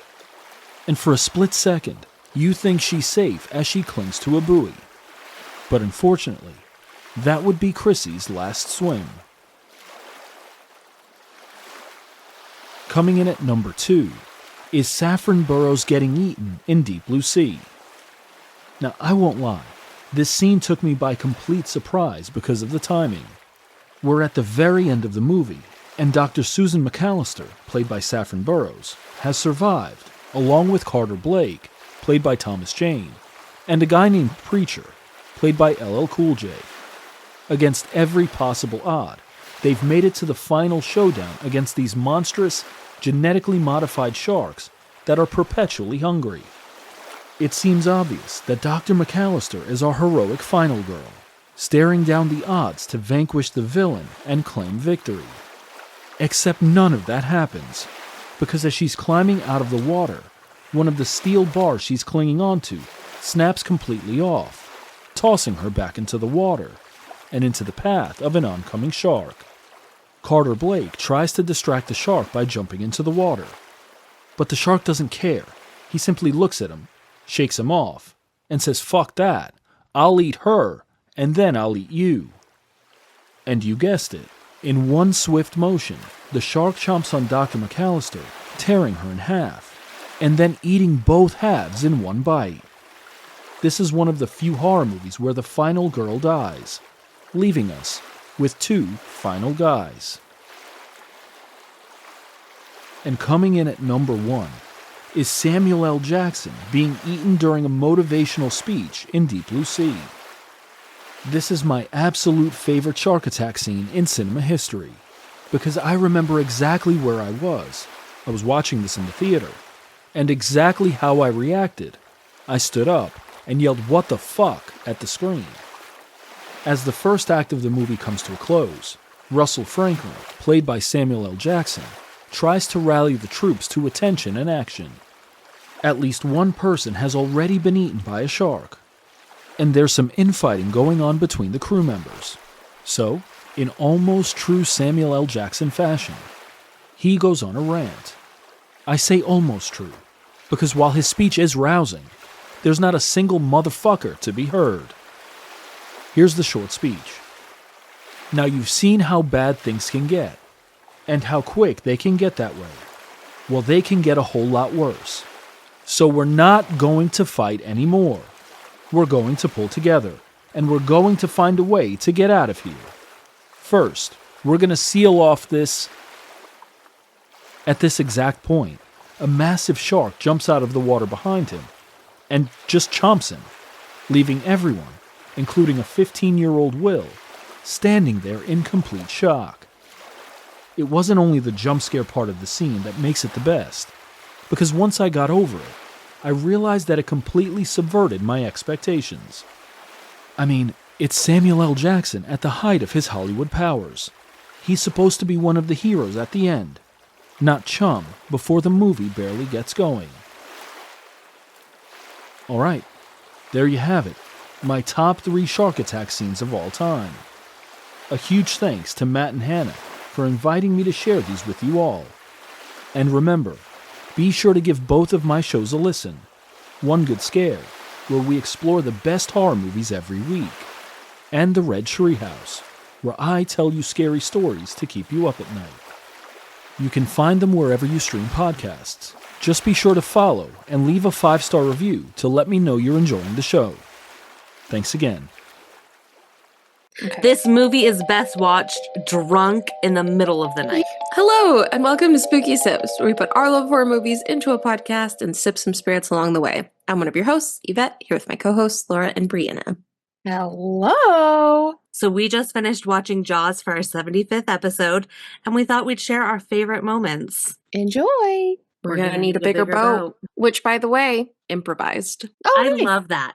I love when like famous lines are improvised. Because that, I feel like if anyone were to say, "What do you know about Jaws?" people would be like, "Okay, well, there's a big shark," and the guy says, we're gonna need a bigger boat." Yep. Yeah. Okay, so this is a little different for us, but I want to know, what were your favorite parts? Like, what was your favorite scene from Jaws? Oh man, that's a really good question. I think my favorite, it's not like one specific scene. Yeah. But I think my favorite character was Quint. I really loved just his stories, his lines, his understanding of how Jaws, the shark, functioned and how he was going to need to be killed. I just loved Quint's attitude and how he was like, this shark is not messing around. We can't be messing around trying to get this shark. He means business. It's going to take serious business to take him down. And also how he just kept singing about women and taking drinks. Yeah. Like, I liked that. Songs. Yes. So I think my favorite part of Jaws was Quint. It's just No, Quint. I think that's a good like point, because really nobody else was there that like knew sharks. They knew the town, well, yes, but like, I mean, theory. He came in, you know, like the chief didn't know, the mayor didn't know, the town people. Like, I like that we got more details about shark life, you know? Because I personally don't know that much about sharks. That's true. I love sharks. And I guess Hooper did know them, like, because he had some shark bites too. Yeah, like that was his research. Yes, like I think those two were the ones that like knew what they were talking about. I mean, like the what did they call them? The Islanders. Yes, like they didn't locals. care about. They were like, we don't have sharks here. They were like, just make it go away. Yeah, you know. Yeah. No, I love the Hooper Quint relationship, because like Hooper was supposed to be like I went to college and studied sharks and now I research sharks, and he was supposed to be that side. And then Quint was supposed to be the like, no, I'm out here doing this thing. The blue collar in the boat. But then like they worked together, you know, like it worked. They got to share scars and do all, like I loved them combined. Like it was good. Yeah, I feel like favorite. See, I mean, obviously like the intro with the music, because like, I mean, they started with a banger, like such a simple little song that you can make like quieter or slower and louder, and like they just nailed like it. That was like how they started the movie, and it was like, oh, okay, I'm in it, like I get it, and everyone now knows that's iconic. Yeah, it's like identifiable. They just totally iconic. It's like in the way that like the Halloween music, you know, like it's like that is Halloween. Like this sound is Jaws. So I feel like that was so good. And then I think I mentioned it earlier, but like just like when they're all sharing stories and he gets into like the USS Indianapolis, because like I was like, I'm like around a campfire hearing like this awful story. Like the way he told it, I thought was just so good. 100%. Yeah, definitely. No, totally. Yeah. Excellent. Yeah, my favorite was when the credits started rolling. Get out. But ching. You're such a hater. No, I'm just. Why do you hate Jaws? I'm just kidding. That was not my favorite part. I think my favorite part was the ending when they blow him up, because I think like that really, I really had no idea that's how they were going to get him. Like I thought they would harpoon him or, you know, something like that. But like him literally being blown up was not what I saw coming. It's like a respectable explosion. Yes, and it was done very well. Like I think that's one of those like iconic scenes. Yeah, where they get the villain. Yeah, you know, and I just kind of like that the villain was a shark. Like we don't. I mean, I guess creature villains is a genre for sure. I feel like they were one of the first ones to like do it right. Yeah. Because, and like you mentioned earlier, like we don't see the shark until the ending. Right. Oh, yeah. So the shark who Steven Spielberg named Bruce, he only has 4 minutes of screen time. Nice. Oh my gosh. So, like the movie's, I think, a little over 2 hours long. And we only see Bruce for 4 minutes. Oh, that's wild. Yes, that just goes to show like that you can do horror without showing the monster. Because it's, as we were talking, I was thinking like, oh wait, I forgot. I think my actual favorite scene is kind of early on when it's like they show just multiple people just enjoying their time at the beach. Such an innocent scene, but because you know one of them is going to be a victim, but you don't know which one, and you don't see the monster, you don't know what's going to happen, but like it's that anticipation that of one, the terror. Like such a good. No, it is. No, that scene was so good, and just the chief stressing out watching it. No, totally. Yep. Yeah. Oh, what a movie! What a movie! All right, well. And we'll see you next time on Spooky Zips. Bye. Night. Bye. Hello, Horror Hour with the Hanna's podcast listeners. My name is Taryn. I go by Cinema's Charm on social media, and I am so excited to be part of this special collaboration episode to celebrate Shark Week.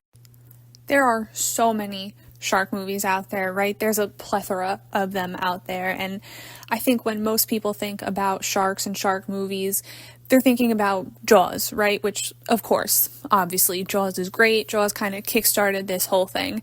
I think maybe now people also think about, like, the Sharknado movies, or maybe even the Meg. And I think they're also probably thinking a little more along the lines of, like, horror or thriller or maybe even action movies when they think about shark movies and their favorite sharks from shark movies.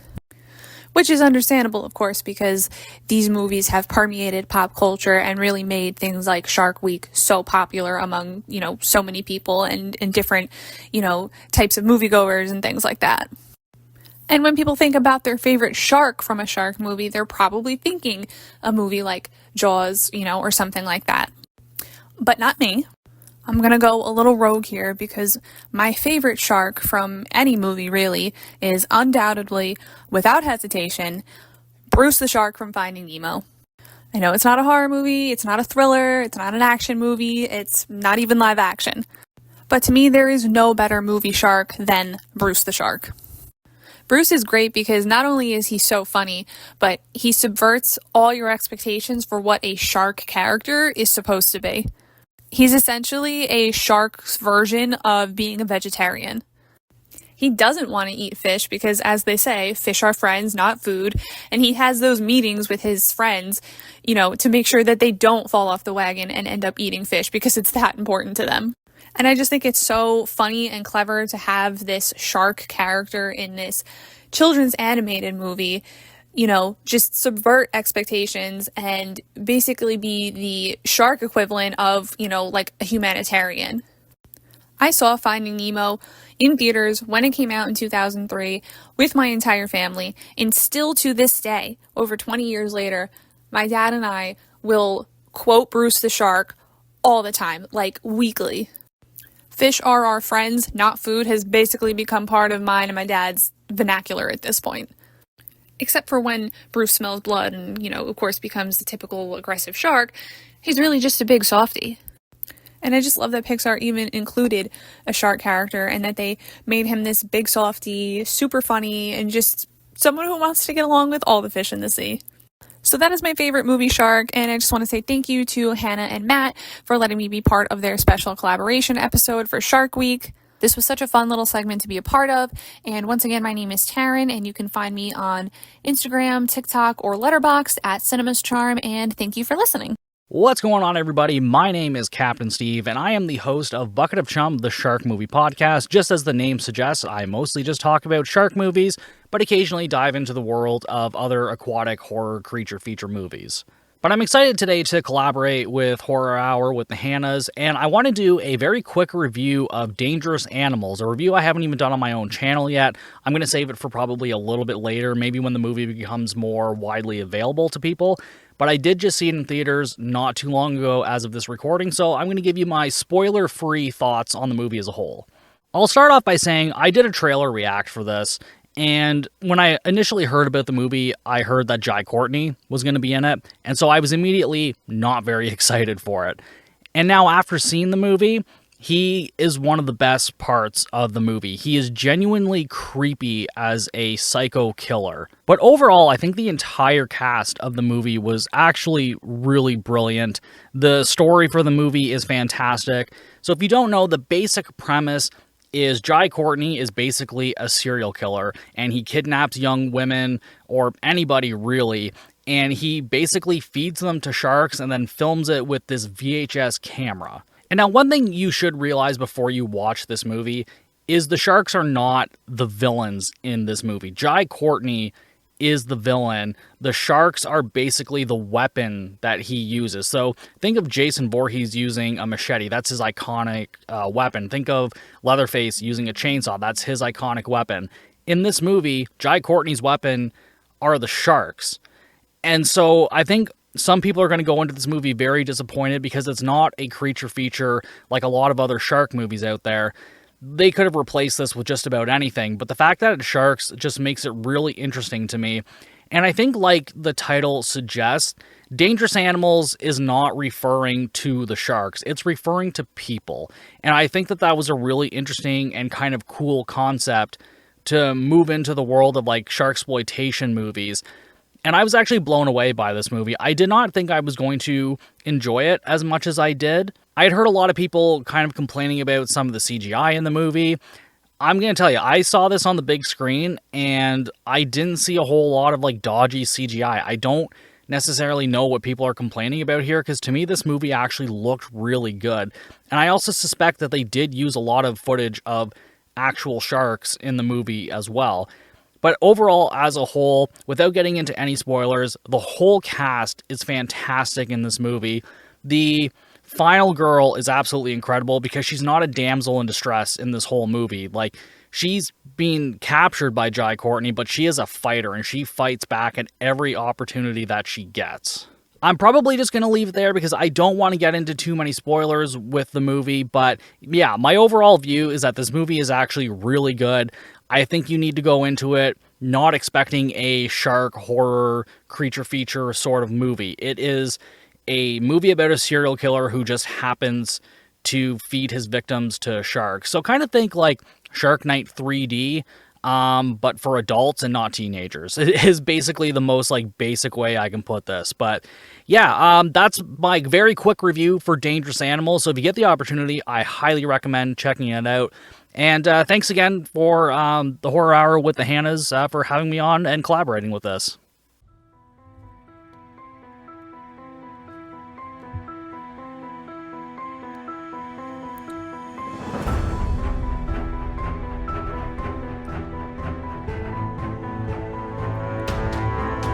From RRC Studios in Los Angeles, California, It's Rick's Horror Review Show. I'm Bill there. Hey, wait a minute. This isn't Rick's Horror Review Show.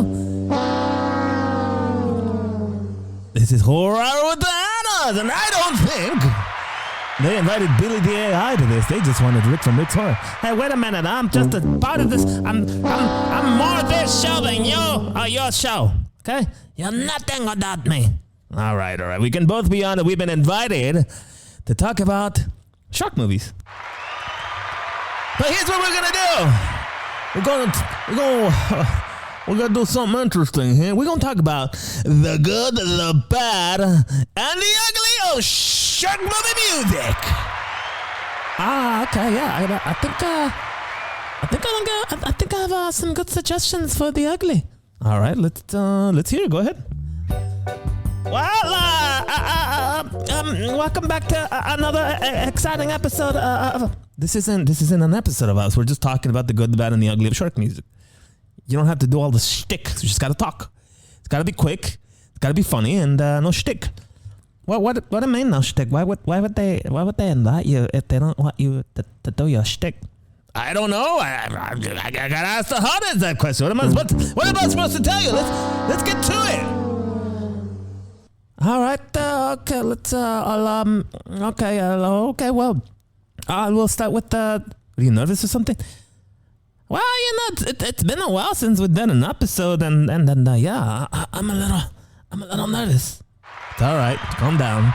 Why don't I start? Yeah. Okay. Yeah. I'll just sit right over here. I'll be listening. Okay. Great. Thank you. All right. Let's start with the ugly. This is from. My goodness. This movie. The movie's called Deep Blue Sea, and the track. Well, I just had to play it for you here just a tad bit. This is... Oh, my God. Oh, good Lord. I'll just talk that. This is it. Yeah, that's it. Oh, I think they've heard enough of that. Okay, anyway, this track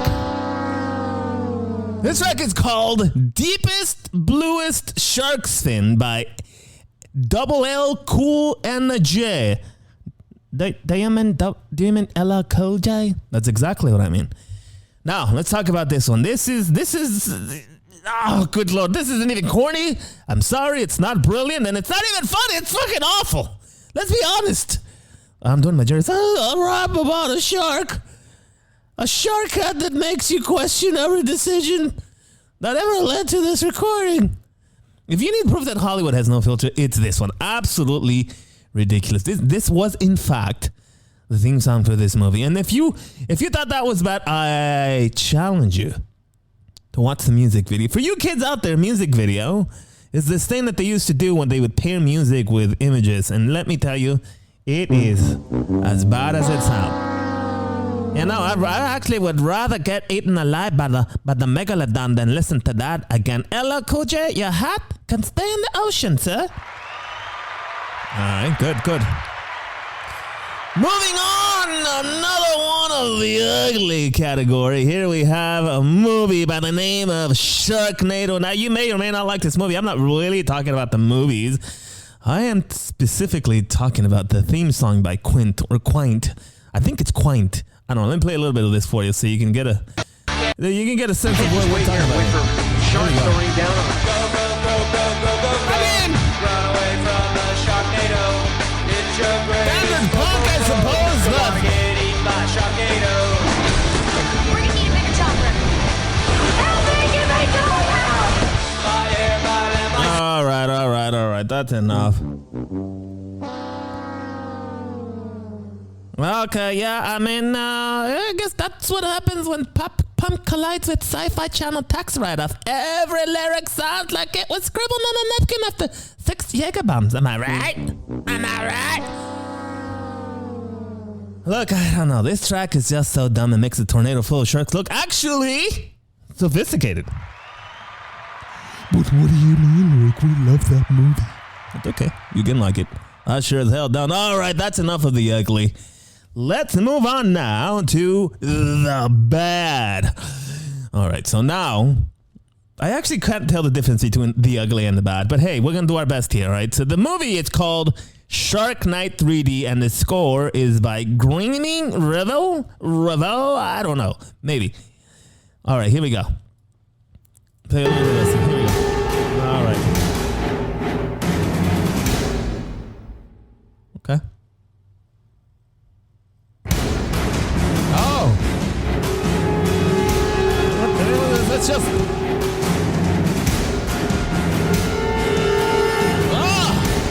That's awful. What is that? Like, guys, like, was it train honks or something? I don't know what the hell. Oh, this score is the musical equivalent, I think, of background beige paint. It's there, but you just won't remember a damn note of it. Oh, my goodness. I'm gonna have to be in agreement with you. If you played this during a shark attack, I reckon nobody would notice, to be honest with you.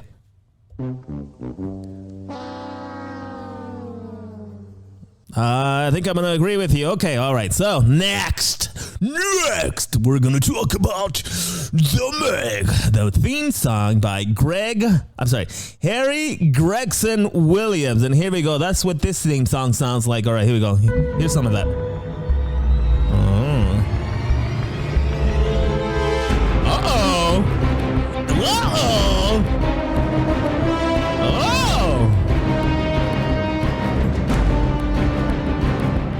No way you enjoyed that, okay? Absolutely no way you enjoyed that, okay? You know why? Because this is just about the most generic blockbuster, quote unquote, blockbuster action score possible, okay? I mean, it's like leftover Transformers movie music. I think that's what I would call this. Hey, Jerry, do you have any leftover Transformer music? I sure do. Here, take this. Oh, that's great.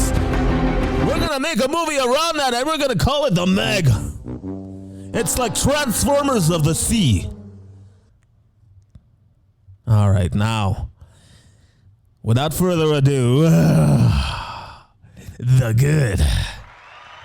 Okay, I know what you're gonna pick. You might, and I sure hope everybody. I don't think anybody's gonna disagree with the good. I really don't, but I really would like to see that. Here is The Shallows main theme by Marco Beltrami. Is he Italian? I think so. I don't know. Just if you do it with your hands and you say Beltrami, then it is. Okay, let me try that. Marco Beltrami. Perfect. Good job, man. Yeah. Anyway, here is the theme to The Shallows. On the shallows. Hey, that's not the theme song. Oh, no, I'm kidding. Jesus. Yeah, here it is. Slow to pick up a little bit. Okay. All right. I like what you did there, Mr. Beltrami.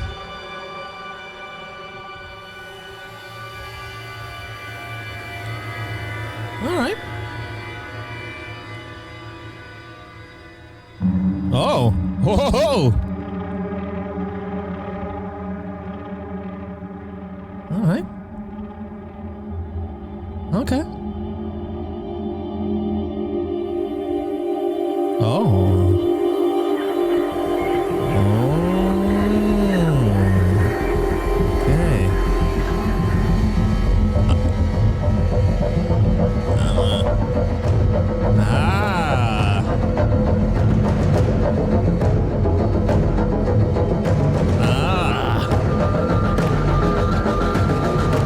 The Shallows theme song, or as I like to call it, Cyberpunk of the Sea. I really like it. I know it's moody, it's tense, and it just feels beautifully restrained. It's like Beltrami, knowing when to hold back and when to let that dread boil over.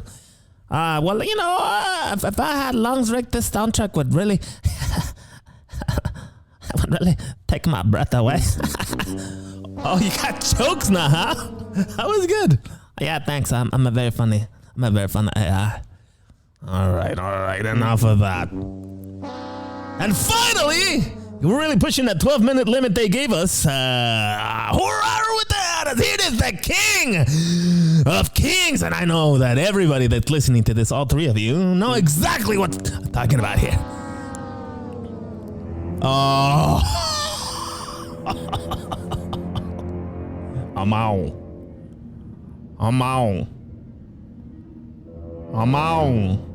Oh, give it to me.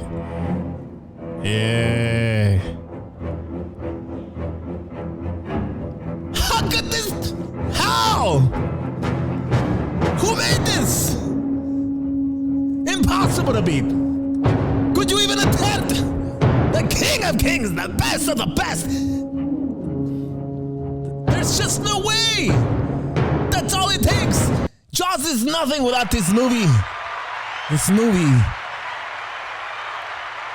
I meant to say this Jaws the movie is nothing without this song. That's it. That's gonna be it. All right. We've rocked that good, the bad, and the ugly of shark movie music, and this is probably be the last time the Hannas invite us. Yeah, I think we did a decent job, and we almost went the 12-minute limit that they gave us, and maybe they'll invite us again on another exciting episode of Horror Hour with the Hannas, Rick, and Billy Day. Maybe not. Anyway, thanks to them for inviting us once again. We'll catch you again next time. All right. Well, that was a journey. So just want to throw a quick shout out to everyone that helped us out, not just me. We appreciate you all recording for us and taking time out of your busy schedules. So everyone go give them a follow, like, comment, subscribe, as I always say on the TikTok lives. And obviously they all said, their names in the clips, but all of their podcast names are going to be in the show notes / description. So check them out there. Yes, they will. Don't let me forget when I go to edit. You're an irresponsible I know, I'm messing around. You got it. I gotcha. But either way, I've been Matt Hanna. I'm Hanna. And this is Shark Week with the Hannas. Thank you for listening.